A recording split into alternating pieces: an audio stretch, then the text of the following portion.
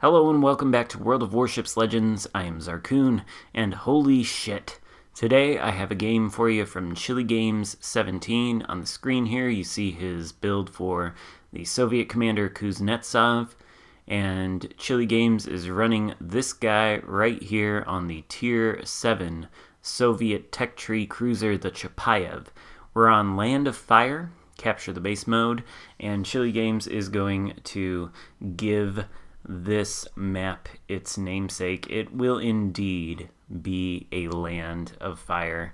And my gosh, I have so much to say about this ship. It is absolutely crazy. I would go so far to say as it is potentially overpowered. I'm not going to make that commitment, but I mean, watch this game and you will see for yourself. And I don't even know if I'm going to be able to say all of the stuff that I want to say about this ship. Let's talk about the fact right now that this is a stock Chapayev. It has modifications on it, but it is not upgraded at all. And let's talk a little bit about the stats here.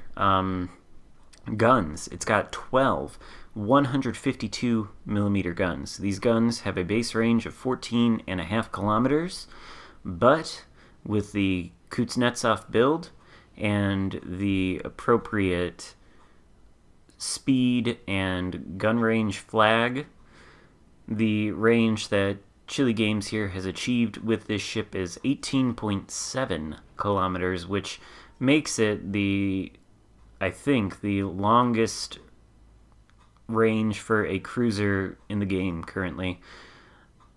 Upgraded with the appropriate artillery upgrade that will increase the range by, I think, 10% is the number. This ship will probably be the ship with the longest gun range in the game, period, apart from the Tier 7 premium Soviet cruiser, the Kutuzov, which is the reward for the current ongoing campaign. So the gun range on this ship is significant. These are, again, 12 152 millimeter guns. They have an 8-second reload time, and they have a max HE shell damage of 2200 with a 12% chance to start fire. Now, Kuznetsov comes with a skill, I don't know exactly what it's called, in the third row of his, skill tree. And basically what this skill is the IFHE, Inertia Fused High Explosive skill that you get from PC. What it does is it drastically increases the armor penetrating capabilities of these HE shells, which means when you shoot them at a relatively heavily armored target, like, say, a Jean Bart. Let's see what happens here. This Jean Bart, by the way, 15.4 kilometers away, way out there, and these shells, pretty easy to aim. They have pretty flat arcs, and take a look at that. What have we got? 9 hits, all 9 penetrations, not a single shatter. So what this IFHE skill, we're just going to call it that, does. What it does is it increases the penetrative capabilities of these HE shells, meaning that pretty much every time they hit, they are going to do damage. Now, the trade-off is on the maximum amount of damage that these shells do. It goes down, but you trade that for penetration, and pretty much every shell you hit is going to do damage. You can see on the hit counters that the majority of these shells are hitting for penetrations. You get a couple odd shatters here and there, but they are few and far between. So every salvo is doing damage, and every salvo has a chance, a pretty high chance, by the way, to start a fire. Already up to 40,000 damage right now. And the state of the game is absolutely abysmal for the friendly team. They are down to 4 ships.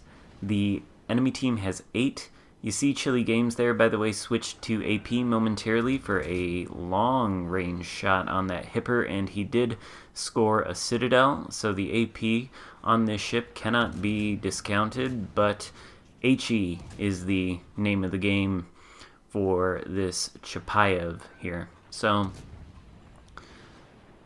anyway, this ship, we'll talk a little bit more about exactly how the game is going here in a few seconds, but I just need to say that, you know, the infamous Atlanta, that evil HE spamming monster.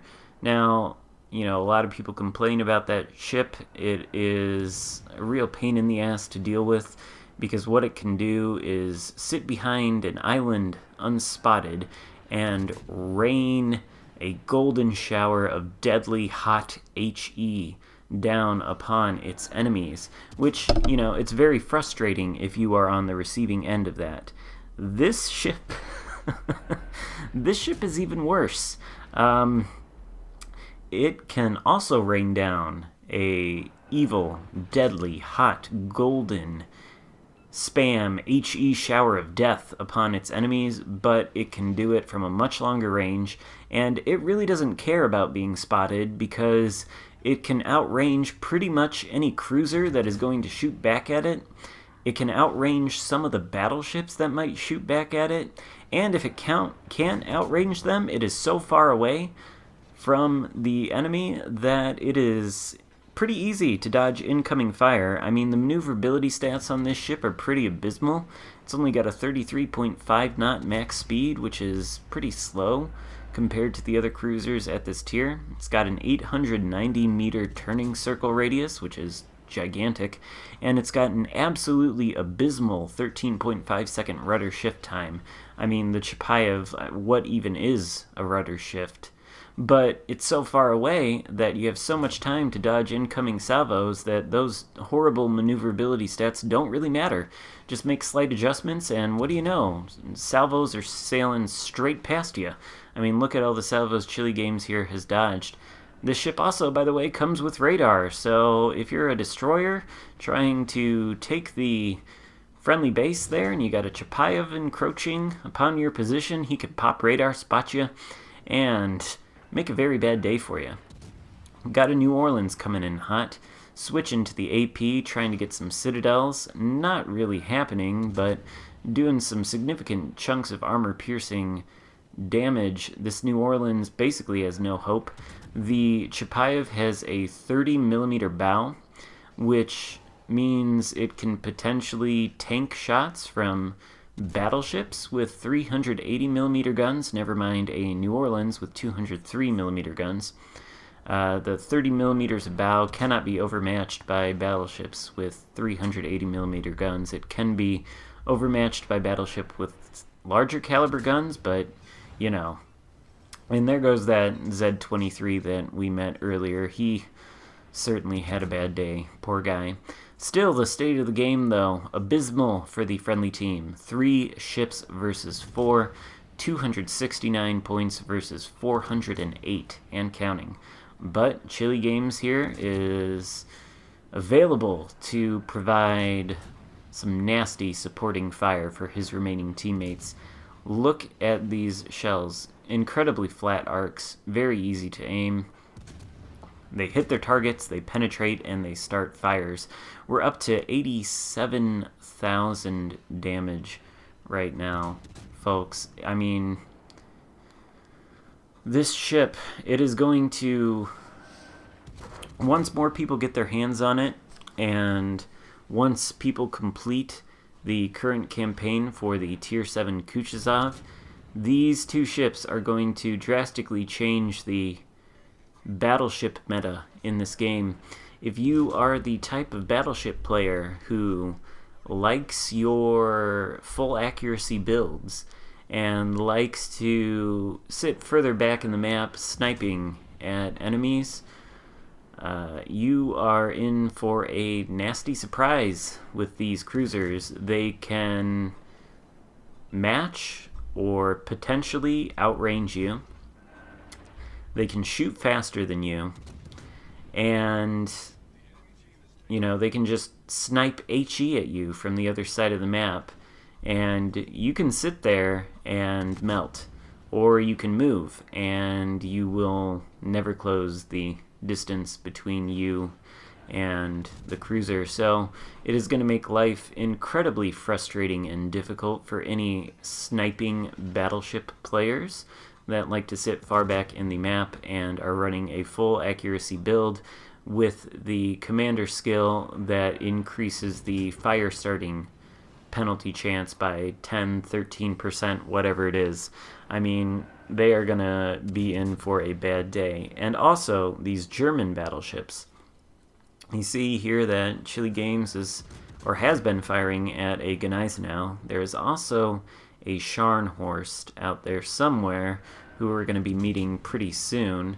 And you see the modular damage that these HE shells are doing. Never mind the fires. We're at, 12, 11 fires right now? But we've got 14 incapacitation hits. Some of those are permanently disabling modules. Modules being things like torpedo launchers. So, these HE shells are coming at this Gneisenau from a range of, I don't even know how many kilometers. A lot.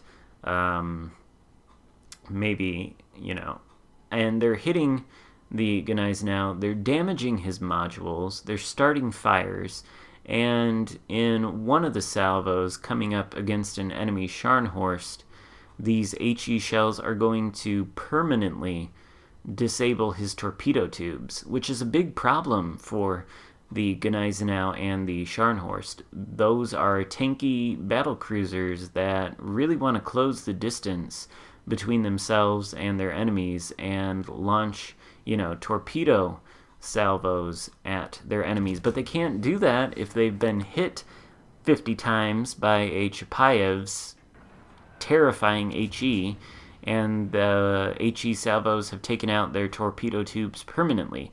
That is absolutely going to drastically change the way that these types of ships are going to approach their enemies.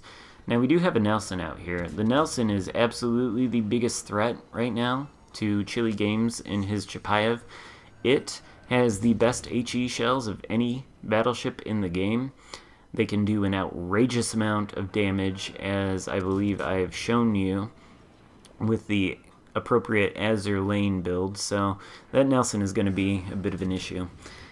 But, Chile Games here is teamed up with this friendly Gneisenau, and he is supporting him, and his support is directly going to contribute and influence the outcome of this game. He is causing all kinds of problems for this Scharnhorst out here. He's caused a number of problems for that Gneisenau. In fact, he has just taken out the torpedo tubes permanently on one side of the Scharnhorst. I believe he did the same thing earlier to the Gneisenau. And again, that is going to change the way that the Scharnhorst and the enemy Gneisenau try to approach this friendly Gneisenau. Now, all they have to rely on are their guns. They cannot go in for a torpedo strike because their torpedoes are unavailable to them. And that is a fantastic, fantastic thing for the friendly battleship. It would be even more fantastic if the friendly battleship was not also a Gneisenau and was, something else that maybe didn't have torpedoes and, bigger and more accurate guns. I mean, if that was, I don't know, an Alabama or a Bismarck or something, Chile Games support fire here would be even more of a help to that kind of ship because it doesn't have torpedoes and, it's got bigger guns. Closer it gets to the enemy Scharnhorst and Gneisenau, the easier it is to hit. And, we were at, 4 ships versus 8? And now we're at 2 ships versus 1. Actually, we started off this sequence with 2 friendly ships versus 4 friendly ships. And the friendly Gneisenau has got the killing blows on the majority of those ships. And he has been helped out tremendously here by Chile Games, who's sitting at 191,000 damage and counting. This is absolutely outrageous, folks. Unfortunately, the friendly Gneisenau is about to go down. Had he, not gone down, this would have been a win. But unfortunately, the Nelson takes him out. The score is now 396 to 448, and Chili Games is going to have to whittle this this Nelson down in less than a minute. Doing a good job of it, but is it going to be enough to win? 211,000 damage. What is that? 15 seconds left on the clock? Not a lot of time. The Nelson is burning from Chili Games' fire and from the friendly Gneisenau's fire. And in fact, with 1 second left, the Nelson goes down to the Gneisenau's fire. That Gneisenau earns a Kraken Unleashed medal for his efforts. Fantastic game on his part.